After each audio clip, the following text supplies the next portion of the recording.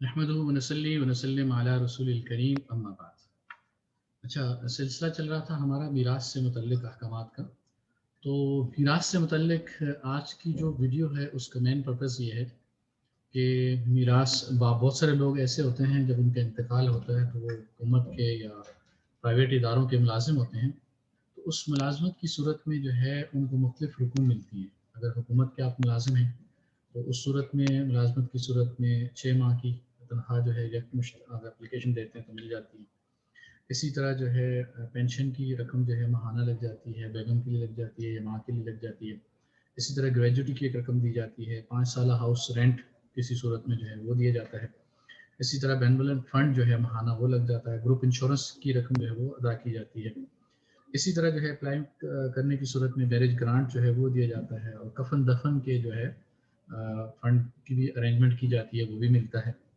और उसके अलावा जीपी फंड है, प्रोविडेंट फंड है, इस तरह बहुत सारे फंड्स जो हैं मरने के बाद मिलते हैं। अब सवाल ये पैदा होता है कि इतने सारे जो फंड्स हैं, ग्रेजुएटी फंड्स को ले लें, फंड ले लें, इसी तरह जो है प्रोविडेंट फंड ले लें, तो मरने के बाद इन फंड्स को शरई एतबार से विरासत में कैसे तकसीम किया गया। आए ये सारे फंड्स जो हैं ये विरासत हैं और सारे वरसा में शरई एतबार से तकसीम होंगे, या फिर इनमें से कुछ फंड्स ऐसे हैं कि जो विरासत नहीं है और कुछ फंड्स ऐसे हैं जो विरासत हैं। तो उसको हम कैसे डिफ्रेंशिएट करेंगे, कैसे फ़र्क करेंगे कि कौन से फ़ंड विरासत में शुमार होंगे और कौन से फ़ंड विरासत में शुमार नहीं होंगे।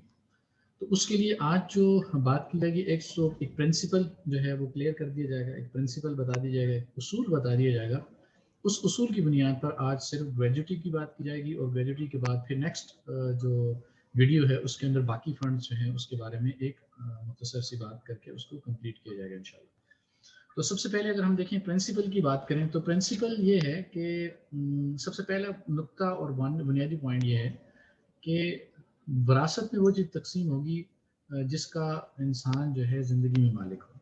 उसके बारे में ये बात याद रखिएगा कि अगर कोई इदारा कोई भी फ़ंड देता है, कोई भी रकम देता है, यानी मुलाजिम को जो भी रकम फराम करता है, जो भी फ़ंड फराम करता है, तो उस फ़ंड के बारे में ये है कि आया वो मुलाजिम की मिल्कियत में ज़िंदगी में था। अगर वो मुलाजिम की मिल्कियत में ज़िंदगी में था तो उस सूरत में वो विरासत में तकसीम होगा। और विरासत में तकसीम होने का मतलब ये है कि जो भी उसके वारिस हैं, उसकी माँ है, उसकी बेगम है, उसके बच्चे हैं और इसके अलावा जितने भी उसके वरसा शरई एतबार से बनते हैं उस वक्त जो मौजूद वरसा हैं, उनको वो रकम उनकी विरासत के हिस्से के हिसाब से तकसीम की जाएगी। पहली बात कि उसकी मिल्कियत में हो, उसकी ऑनरशिप में हो, कन्फर्मेशन हो उसकी कि वो उसका मालिक है। दूसरी बात जो है कि जो रकम जो मुलाजिम को मिल रही है फ़ंड, उसकी मिल्कियत में तो नहीं आई, उसके कब्ज़े में नहीं आई, लेकिन उसका इस्तेहकाक यानी उसका हक साबित हो गया। हक साबित हो गया है कि मतलब क्या है, यानी वो ज़िंदगी में अगर वो डिमांड करना चाहे, मुतालबा करना चाहे, वो ज़िंदगी में जो है वो एप्लीकेशन दे और डिमांड करना चाहे, इदारे के ज़िम्मे उस डिमांड की बेस पर अदा करना लाजिम हो, तो इसका मतलब ये इसका हक बन गया है, चाहे इसके कब्ज़े में आए या ना आए, इसका हक बन गया है। तो इस सूरत में ये वाली रकम भी उसके मरने के बाद जो है उसकी वरासत में तकसीम की जाएगी। मिसाल के तौर पर प्रोविडेंट फंड की जो रकम है, जो जबरन काटी जाती है, जो आपसे परमिशन नहीं ली जाती है और इदारा काट देता है, ये भी कुछ इदारों में होता था और अब भी कुछ इदारों में होता है। तो उस सूरत में वो रकम आप कभी भी उसकी एप्लीकेशन दे के निकलवाना चाहें तो आप निकलवा सकते हैं और कभी भी आप दरख्वास्त देंगे, वो आपका हक है और इदारे के ज़िम्मे लाजिम है कि वो आपको दे। उसकी पॉलिसीज़ क्या है उसको हमें अलग डिस्कस करेंगे जब हम प्रोविडेंट फंड की बात करेंगे। लेकिन ये आपका हक है, अभी आपके कब्जे में नहीं है, आपके कब्जे में नहीं आया, आपका हक है। तो इस सूरत में जो है ये आपका हक साबित हो गया। आप मरने के बाद वो आपका हक था, लिहाजा वो विरासत में भी बतौर मिल्कियत होने की वजह से, इस्तेहकाक की वजह से और हक साबित होने की वजह से वो विरासत में तकसीम हुई। इस उसूल की बुनियाद पर अभी सिर्फ और सिर्फ एक चीज़ को डिस्कस किया जाएगा, ग्रेजुएटी की। अब ग्रेजुएटी की अगर बात की जाए तो इसमें इदारा, institution to institution, corporation to corporation और कंपनी टू कंपनी जो रूल्स एंड रेगुलेशंस हैं वो वेरी करते हैं। अगर रूल्स एंड रेगुलेशंस ये थे कि इदारे ने उसकी ज़िंदगी में, मुलाजिम की ज़िंदगी में इस ग्रेजुएटी के बारे में ये शो कर दिया था, ये उसकी मुलाजमत की, उसकी एम्प्लॉयमेंट की कंडीशंस में ये बात लिख दी गई थी कि ये आपका हक है और आप अभी अगर डिमांड करना चाहें तो हम रिस्पॉन्सिबल हैं, हम आपको अदा करेंगे और ये आपका हक है, हम किसी भी सूरत में इसे डिनाई नहीं कर सकते, इसको रोक नहीं सकते और ये आपका हक है, लेकिन अभी नहीं देंगे।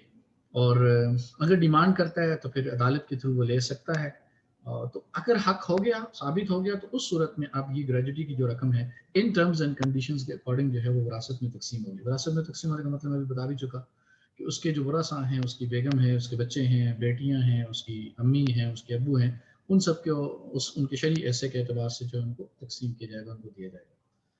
لیکن اگر اس کے علاوہ دوسری صورت یہ ہو کہ اس گریجوٹی فنڈ کے بارے میں جو ٹرمز اینڈ کنڈیشن ہے اس کو اگر ڈیٹیل میں پڑھا جائے اور ادارے نے جو شرائط اس ملازم کے ساتھ طے کی ہیں، اس میں یہ ہے کہ آپ کی زندگی میں یہ آپ کا حق نہیں ہے، آپ ڈیمانڈ نہیں کر سکتے، آپ کی ملکیت میں نہیں ہے، آپ کی اونرشپ میں نہیں ہے، آپ کا استحقاق، آپ کا حق ثابت نہیں ہے. آپ مریں گے تو ادارہ دے گا، مرنے سے پہلے آپ کا کوئی حق نہیں ہے، آپ کسی بھی قسم کا ڈیمانڈ نہیں کر سکتے. اس کی ایک واضح مثال یہ ہو سکتی ہے کہ اگر آپ اپلیکیشن اگر ملازمت چھوڑ کے چلے جائیں گے تو ملازمت چھوڑنے کی صورت میں بھی آپ کو یہ نہیں ملیں گے پیسے، اور آپ اپلیکیشن دیں گے تب بھی آپ کو یہ پیسے نہیں ملیں گے. آپ کے پیسے، آپ کا حق نہیں ہے زندگی کی صورت میں. البتہ مر جائیں گے تو اس صورت میں ہم آپ کے ورثاء کو جو بھی آپ نومینی اور جو بھی نیکسٹ کن آپ جو بھی بندہ نام لکھوائیں گے ہم اس کو دے دیں گے. تو اس طرح کے اگر ٹرمز اینڈ کنڈیشن ہیں تو اس کے اکارڈنگ یہ والی جو رقم ہے پھر وہ رقم جو ہے وہ وراثت میں جو ہے تقسیم نہیں ہوگی، وہ اسی کی ہوگی جس کو ادارہ دے گا. اس کو ہدیہ شمار ہوگا کہ یہ مرنے کے بعد ادارے نے اس بندے کو، جس بندے کو اس خود مرنے والے نے نامزد کیا ہے، nominee, as a beneficiary, as a next to kin, جو اس نے نام دیا ہے، اس کو بطور گفٹ ادارے کی طرف سے ملے گی. اس کے ذمہ لازم نہیں ہے کہ وہ باقی ورثاء کو دو، کیونکہ اس کا گفٹ ہے، اس کو مل رہا ہے، وہ اس کا مالک ہے. اب وہ اس کے ذمہ لازم نہیں ہے کہ وہ باقی ورثاء کو بھی اس کی تقسیم کرے. یہ تو تھا ایک بنیادی اصولی بات کہ کون سا مال جو ہے وہ ترکہ میں شامل ہو کے پھر ورثاء کو وارث جو ہیں ان کے حصے میں تقسیم کیا جائے گا. دوسری بنیادی بات جو ابھی عرض کر دی گئی گریجوٹی کے بارے میں، تو دو پہلو بتا دیے، ایک اینگل سے وہ وراثت میں شمار ہوگا اور ایک اینگل سے وہ وراثت میں شمار نہیں ہوگا.